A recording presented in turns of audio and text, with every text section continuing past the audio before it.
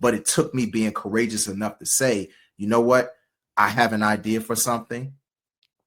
I have a vision for it. And I'm bold enough to lead myself out of that situation and lead myself into something better, because that's what God was calling me to do at that time. What is something that could have held you back from not reaching your full potential in media? The biggest hiccup, honestly, was ego. There are some people I can't go to for encouragement. There are some people I can't go to for advice. There are some people that, unfortunately, they take and they have opinions, but they actually have no action proof of doing anything. Somebody believed in me enough to give me the opportunity. So if I don't take that next step and actually put my best foot forward, then I'm not really living in my gifting. I'm not really stepping out on faith. Fearless podcasting isn't about having no fear. It's about having the courage to lead anyway. What separates a good leader from a great leader is the ability to push past limits, take bold risks, keep showing up even when doubt creeps in. In this episode, we're going to unpack the 4 essential types of characteristics that transform ordinary leaders into podcasting powerhouses. Because that's Marion. And that's Joe.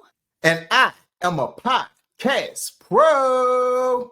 Marion. Yes, sir. I am chomping at the bit to know what that pro stands for. That pro, that P to the R to the O, that purpose, that resilience, that outstanding, that in leadership is key. You want to have a leader that has purpose, that they are studying and growing in, so that they can lead you in the right way. They can be your source of information. But guess what? They also have that resilience, the resilience to know, hey, I don't have this answer. Give me just a moment. I'll be right back, because I'm going to go find out, because we both need to know this. And they're outstanding, standing out as their amazing self, being the example that people desire to follow. That's the pro for being a leader. I like, yes, indeed. Yes, indeed. So, what we getting into tonight? Listen, Joe, we're getting in tonight. I really want to focus in on this leadership. Now, mind you, I have a podcast and I have a platform, but I feel as though our community would be better served if you unpacked your story in leadership, because your history in media is vast. So I would just think that that would be the best way for us to be able to unpack. Can you just give the people, just a 30-second snippet of your resume in media? 30 seconds. Okay. Well, in high school, I was not only a part of my school newspaper, but I was also an intern for the Washington Afro-American newspapers. When I was in college, I was a writer and also co-editor-in-chief of the Herald, which was my school newspaper at my college, Hobart William Smith Colleges. When I came out of college, I was a freelance writer for the Washington Informer. I did sports mainly. Then years after that, I had my own blog called New Problem Tuesdays, which I ran for about 4 years. Then I got back into radio as a co-host, DJ, liaison for Breakout Kings Radio on WinDCRadio.com. Then I started my own show, Balanced Act Radio Show, 2018 to 2021. And I skipped the show. I don't know how I skipped this show. My first foray into radio was the Midnight Storm, which was a slow jam show that I did in college as well. Then I did a whole bunch of other podcasts in between. I was a guest judge on Friday Night Fights, also a co-host of Turntable Thursdays, also a co-host of the Return to Black Broadway podcast. Then I had Bring Back the Love Conversations. That was a limited run podcast. And now I'm here. And right now here you're with my sister, my partner. who is grateful to have you here. Now, in doing all of that, I'm sure that you experienced some challenges along the way. There are so many people that we both are running into that we both feel like, yo, you should be doing a podcast. Yeah. You're Yeah. amazing. You have such insight. Mhm. You have such wisdom and knowledge and experience to share. And you have the ability to captivate the audience. And you have the ability to pull in guests. Yeah. You have that charisma for people to want to come and talk to you. Knowing all of those things about other people and seeing that gifting in them, what made you even start in media? I think it fits right into the theme of what we're talking about, and that's courage and leadership. To even start in media, for print media, it took a bravery to believe that what I had to say actually mattered. And I was Mm, blessed to have my humanities teacher, my 10th and 12th grade humanities teacher. She really enjoyed a lot of my writing, especially once I got into creative writing. And once she saw that I had a gift in writing, she really just helped me to cultivate that even more and say, okay, why don't you write for the school newspaper? And so that really was like the start of everything for me, because before that I was just a graphic artist. Like that was my main focus, but to like actually use my words, whether it was written or whether it was spoken, but mainly written, that was the start of my journey in that form of media. Then when it came to radio, my start in that really was just because I had the music. You know what I'm saying? Like, I always tell this story. My best friend, Country, like he just passed by my room one day, and he heard me playing certain music, and he was like, "Hey, like basically what you know about it." I'm like, "What you mean? What I know about that?" You know what I'm saying? And then like he had heard about me beforehand, but like he had finally made his way down to my room and like heard the music I was playing. We started a conversation from there, and he was like, "Hey, how'd you like to be on radio?" I was like, "Yeah, I'd love to be in radio." Um, and that was the thing where I was playing a little bit more of the background at that point. But after a while, I started taking the lead with certain things because I knew that I had a certain gifting when it came to radio. I knew how to put together playlists. I knew that I had a certain voice that I had been practicing on years and years and years leading up to that moment. And so when it comes down to getting started, it was really just that courage to say, okay, somebody believed in me enough to give me the opportunity. So if I don't take that next step and actually put my best foot forward, then I'm not really living in my gifting. I'm not really stepping out on faith. I'm not taking enough or putting enough courage into saying, you know what, I'm actually important enough, or I'm actually gifted enough, or I'm talented enough, skilled enough in this area to be able to do it and do it well. And so after a while, it was just practice. It was just constantly like learning and growing and realizing I don't know everything. And it was a constant learning process. And that's really when it comes down to courage and leadership, that's a key thing. Like you got to be bold enough to keep learning. You got to be bold enough to keep growing. You got to be bold enough to keep putting yourself out there. And in those starts, there was a hiccup, there was a stumble, there was, this is hard, Mhm. or I messed this up and I'm never going to do this again. What is something that could have held you back from not reaching your full potential in media? The biggest hiccup, honestly, was ego. And a lot of people would not be bold enough to say that about themselves or say that about a certain situation.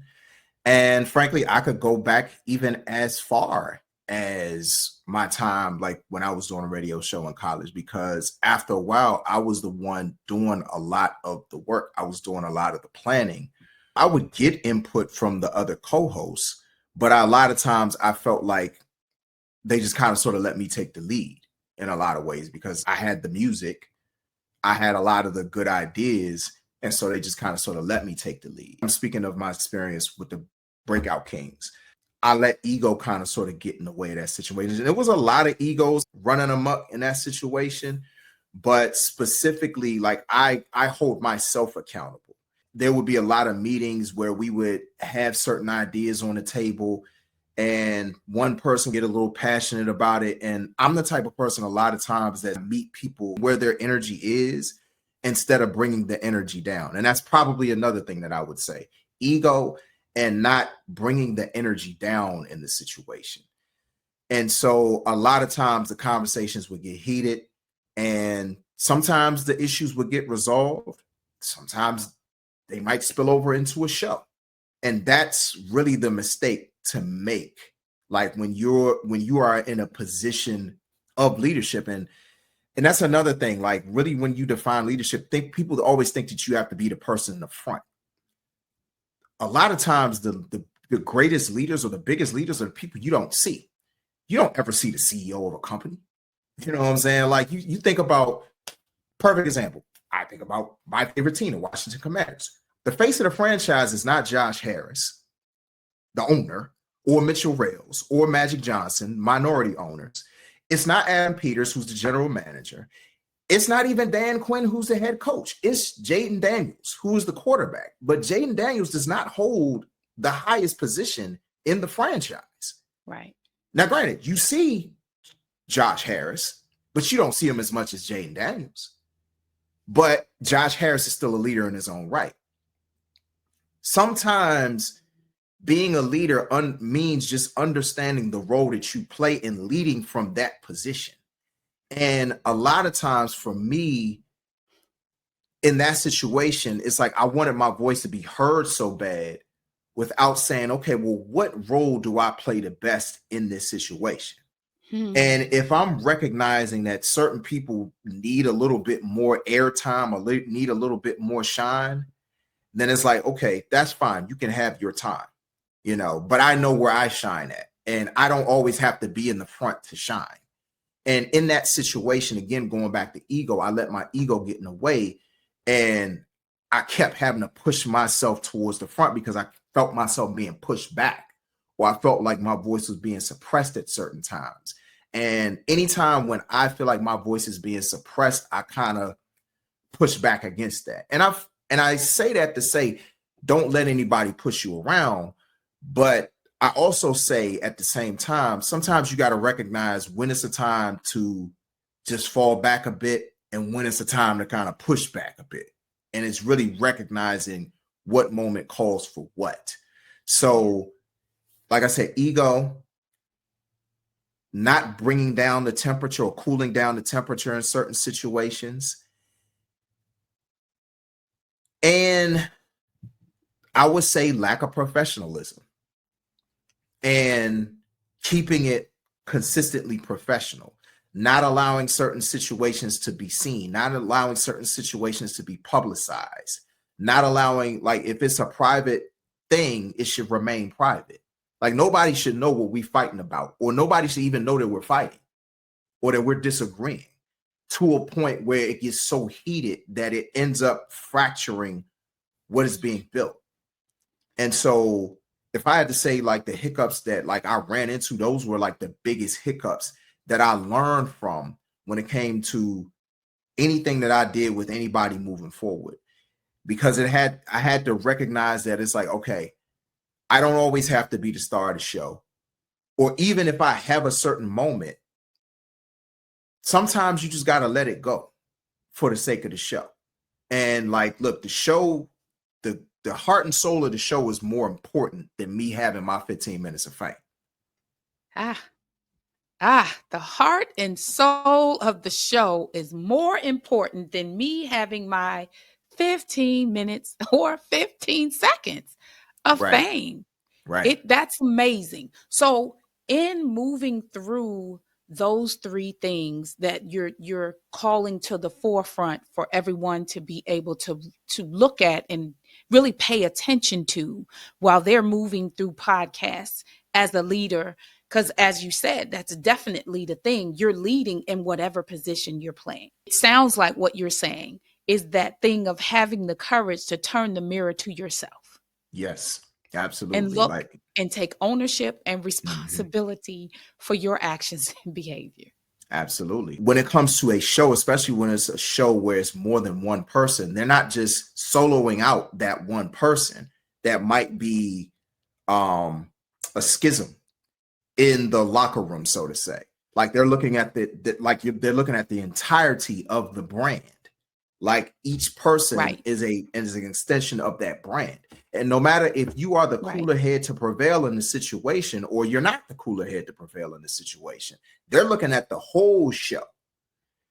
And if you can't wrestle certain situations or certain tensions to the ground, so to say, in those moments properly, or before you even turn the camera on, then it's going to right. show up, you know. So I just think it's important to, yeah, like when it comes to leading,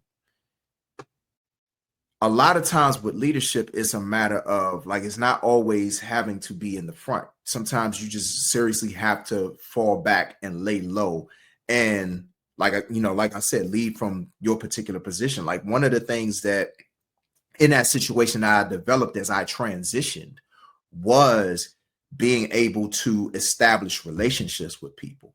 And no, I wasn't the biggest personality in a room with that situation. Mhm. But because I led from the position I was at, people were more prone to reach out to me because I took the lead in doing what I did best, and that was establishing relationships with the artists, that establishing relationships with certain guests. Now, granted, I didn't bring all the guests on the show, but there were certain people that emailed me like, hey, we'd like to come on your show. I'd like to come on your show.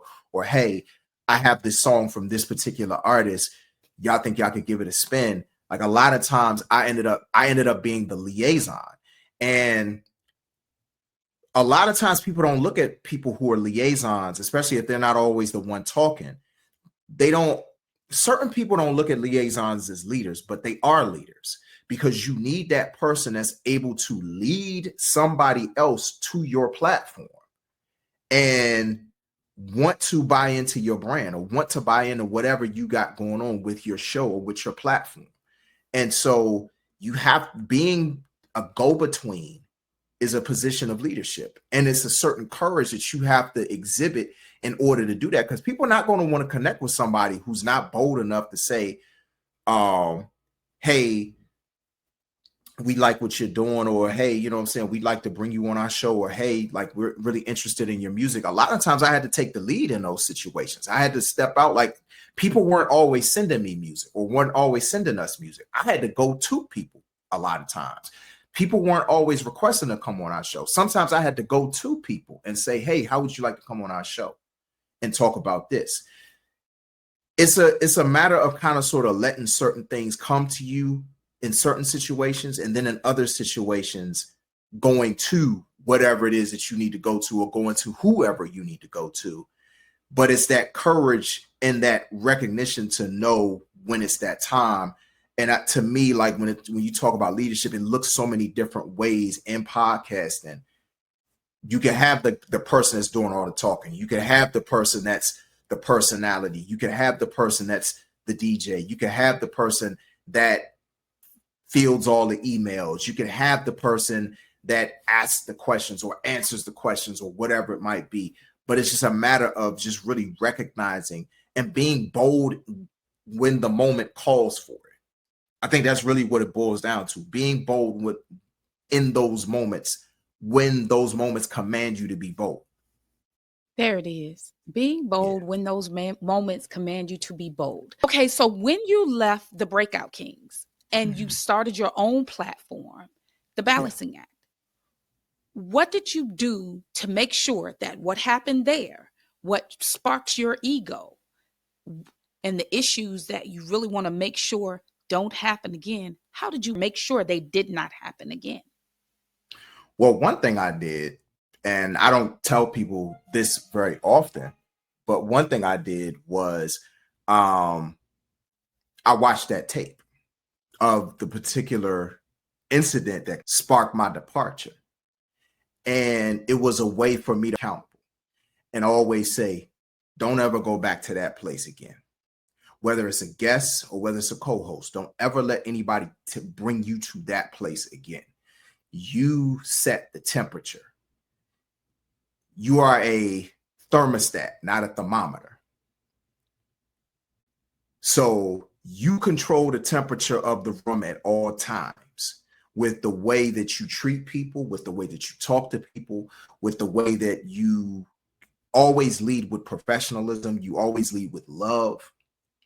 You always make sure people feel comfortable enough to want to come on your show or want to send you music or want to talk about certain things, even if they're not necessarily like a guest, like a musical guest or whatever. Like if they are a part of a forum, they always feel like they have space to reside in your space, that you make room for them.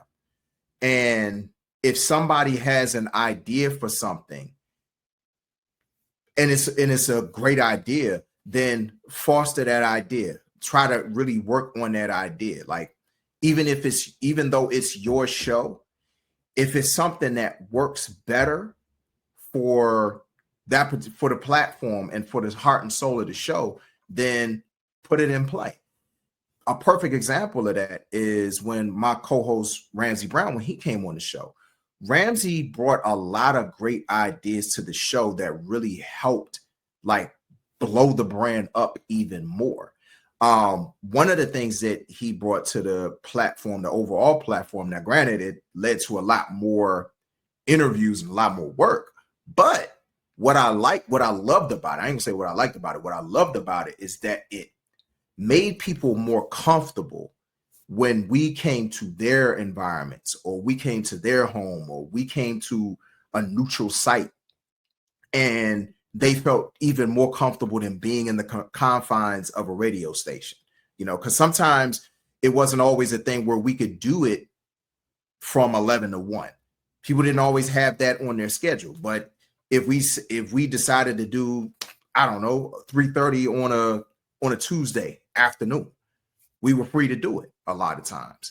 And so being able to be flexible to certain ideas, and me not being the originator of the ideas, I felt like that really served me well once I transitioned to the Balancing Act radio show. Another thing was just make it an environment where we talked about a wide range of things. Like nothing was off the table. Like if we wanted to talk about politics, we could talk about politics. If we wanted to talk about religion, we could talk about religion and spirituality. If we wanted to talk about sports, we could talk about sports. If we wanted to talk about music, we could talk about music. If we wanted to talk about relationships, we could talk about relationships. Everything, if we wanted to talk about Bitcoin and crypto, everything was on the table. Nothing was off limits. Which again goes to the whole thing of balance. That was important to me. It was being courageous enough to say, this is what I want for this platform that's different from anything that I've ever done, and honestly different from anything that I've done since. Because nothing that you do should be exactly the same. It should all like kind of, so there should be a certain soul that you bring to it, but it should never be the same exact thing every single time, because then it's like, okay, you're a one-trick pony. But my biggest thing was like, I didn't want to be a one-trick pony. I wanted to do something that was a one-of-a-kind, frankly, a once-in-a-lifetime thing, a one-of-one type of thing. And I think that's why, like, when people always say, you are ever going to bring bars back, I'm like, no, bars was a one-of-one. That was what it was supposed to be in the moment that it was supposed to be it. But it took me being courageous enough to say, you know what? I have an idea for something. I have a vision for it, and I'm bold enough to lead myself out of that situation, which I'm thankful for, which I'm grateful for, because it blessed me in so many ways, and lead myself into something better, because that's what God was calling me to do at that time. That walking away is something that I find most people say, oh, you're quitting. Mm-hmm. Yeah. And it's something where you have to be, as a leader, You have to be strong enough to know within yourself. I know that I know that I know this is why I'm doing it. Mm-hmm. These are my concerns, or this is it. This, you can't tell me anything to say that what I did or my reasons aren't good enough. Actually, Yeah. I don't have to explain them to anyone. I created something. Mm-hmm. And when I created it, there was a beginning, middle, and end for me. Yeah. And years from now, if I decide to go, you know what? Time to do it again. That's Mm-hmm. my prerogative. You don't have to be Bobby Brown at some time. That's right. It just has to be your prerogative, and you have to walk in that confidence. When I Mm-hmm. put a pause on confident you, there were a lot of people going, "Hey, what are you doing? This you why?" And I'm like, "Okay, I understand what you're." People were coming to me saying, "Okay, well, you had this momentum, and Mm-hmm. they were pointing out different areas of where they said I was achieving success. And Yeah. then they said stopping was not a success." And I'm like, okay, so number one, you didn't even ask me why, because Right.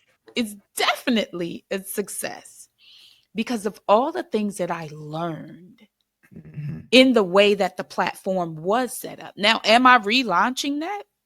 Just so happens that I am. Mm-hmm.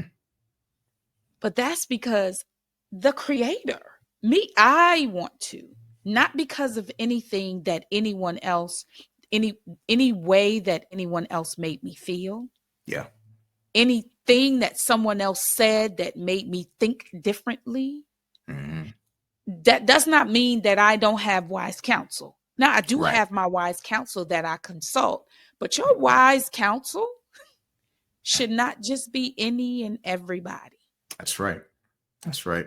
It's select people that you go to for certain things, Mm-hmm. for advice, Yeah. for encouragement. There are some people I can't go to for encouragement. There are some Yeah. people I can't go to for advice.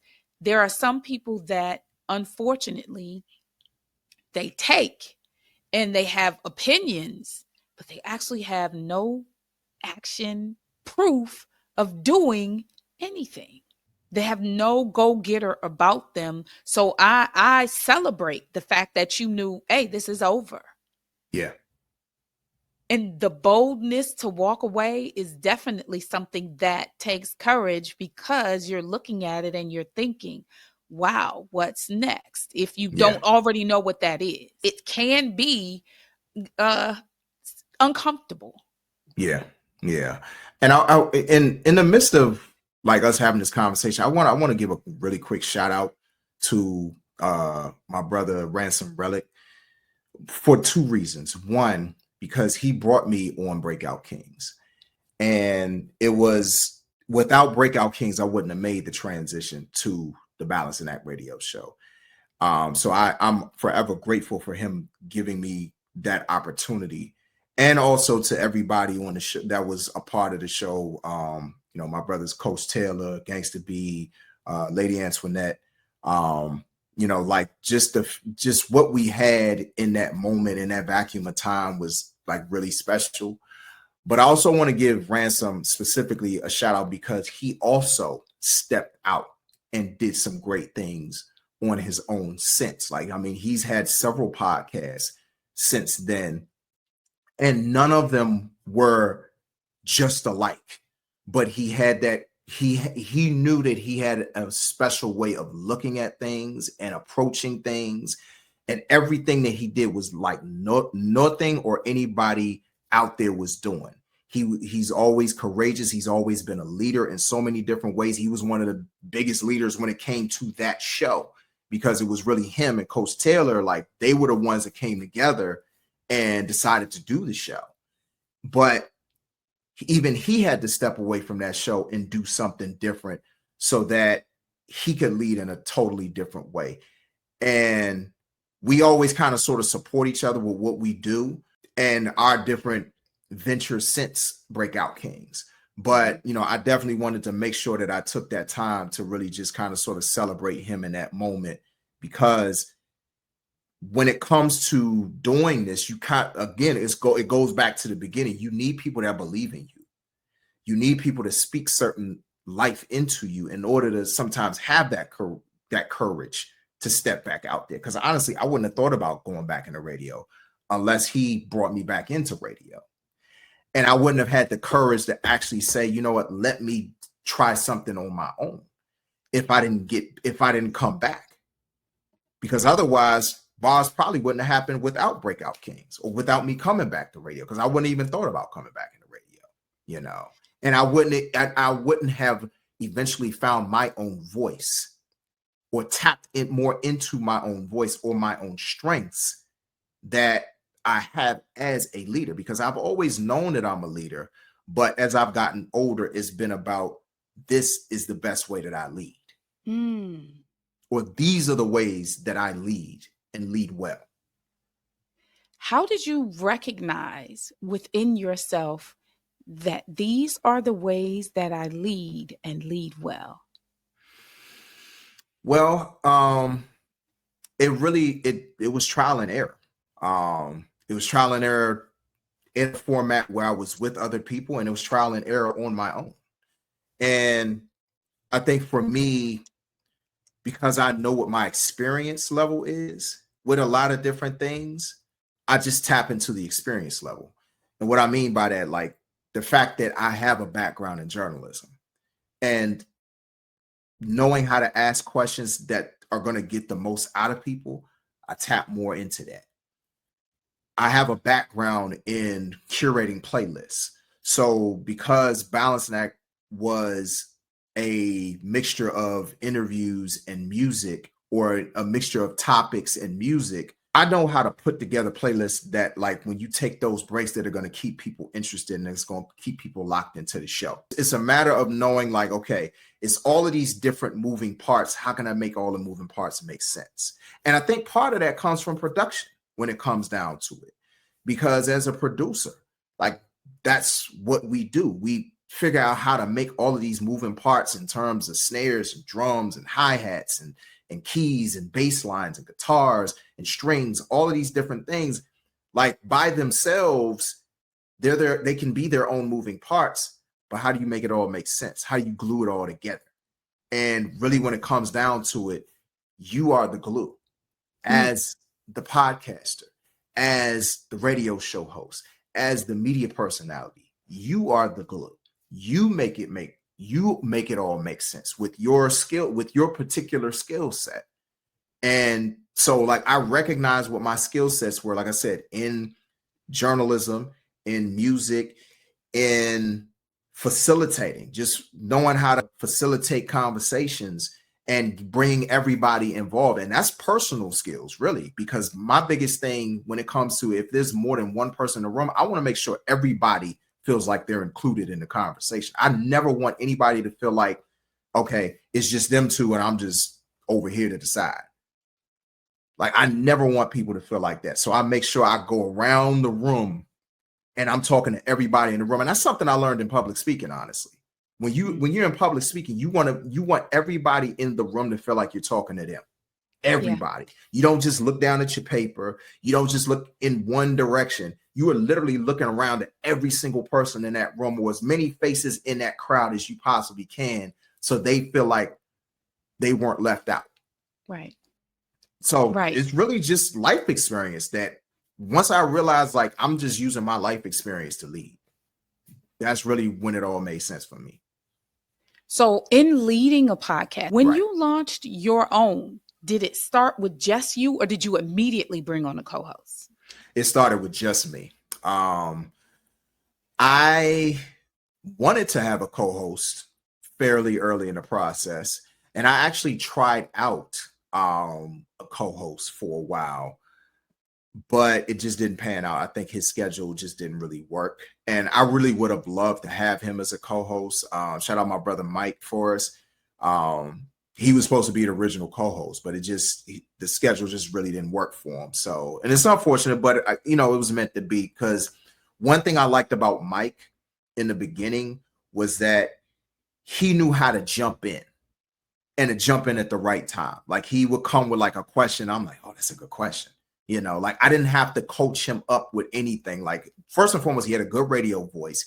He has a great personality.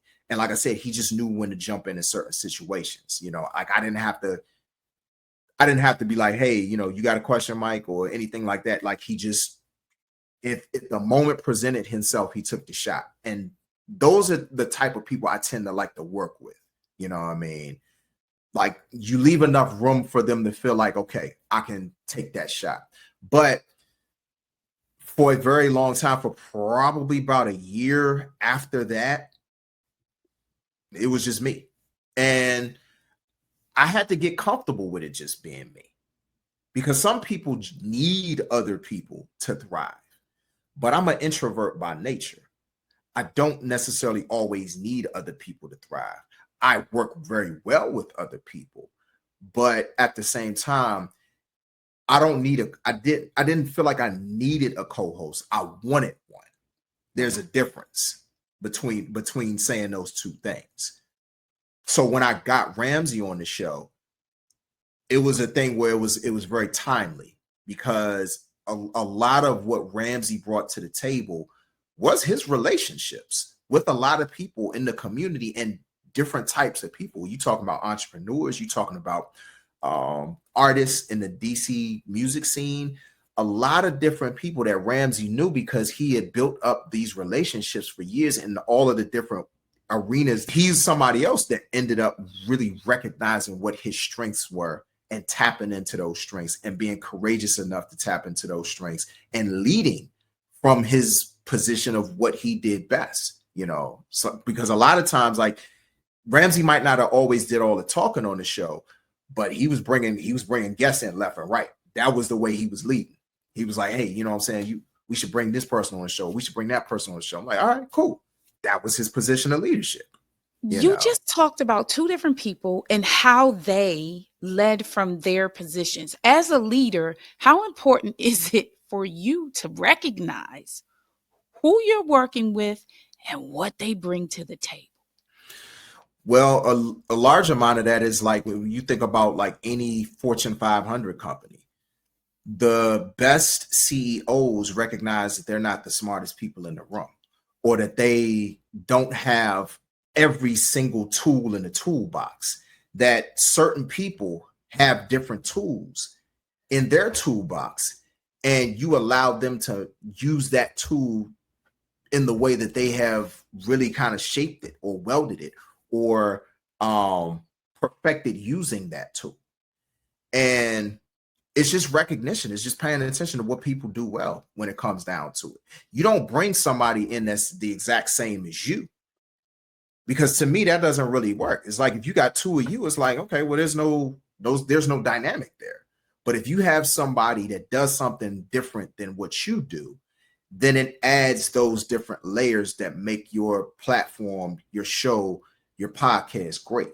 And so that's really what it was for me, just recognizing it's like, okay, well, he does this better than me. She does this better than me. Like, let's bring this together and make it all make sense. Yeah. Let's bring it together and make it all make sense. So I think that's exactly what you just did.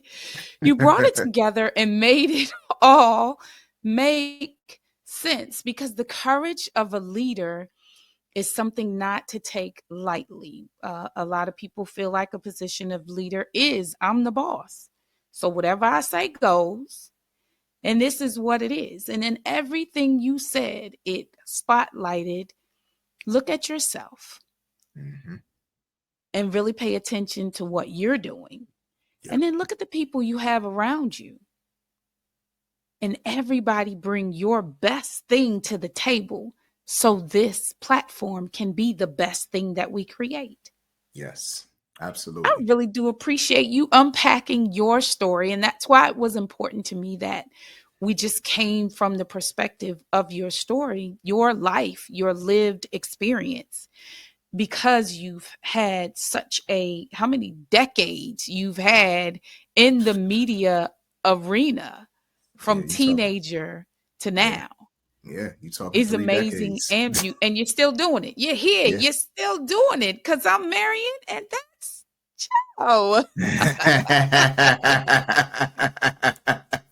That's right. That's right. And it's crazy that you said decades because this year actually marks 3 decades of me being in media. I There we wrote go. my very first article in 1995. Then now you're here. Yeah. Listen, so it was so apropos that you were the subject of this first component of leadership, Yeah. that courage to step out, that courage to do the first thing, and from the first thing, do the second thing to the third thing. I mean, just to keep Yeah. going on and on to the break of dawn. Listen, Joe, No tell the doubt. No people how doubt. they can reach us. Y'all can reach us by going on Instagram, following us at I Am a Podcast Pro. You can also reach us on our Facebook page. I Am a Podcast Pro with Marion and Joe. It is a community. You can definitely join. It is a public community, so definitely feel free to join. You can also follow us right here on YouTube at I Am a Podcast Pro. Make sure that you like, comment, share this video. If you found value in my story and these questions and everything that you watched tonight, please make sure that you share it with somebody so they can get that same value as well. And if you have any additional comments that you want to give us, do you have any ideas, you have any questions that you want to ask, you have a podcast and it's coming up or it's already out, and maybe you kind of want to ask it off script or whatever, we have an email that you can definitely hit us up at. That is iamapodcastpro@gmail.com. We just want to thank you all for tuning in tonight for this episode. Marion, I thank you so much for just asking these questions, just shining a light. Like I always feel awkward to talk about myself, what I'm saying, for extended periods of time, but like I think, in fact, I know that you were right, that I think my story, there is value in it for people to have that courage of their conviction and lead from whatever position that you lead, because again, it looks different ways for different people. And to me, that's the mark of a true leader, when you know that your role in the village is valuable. And I'm gonna say this final point, that is a very African way of looking at things. The village doesn't recognize hierarchy. The village recognizes roles. Everybody plays a role in the village. It's just a matter of figuring out what your role is in the village. Every joint supplies a need. Catch you next time. Have a great one.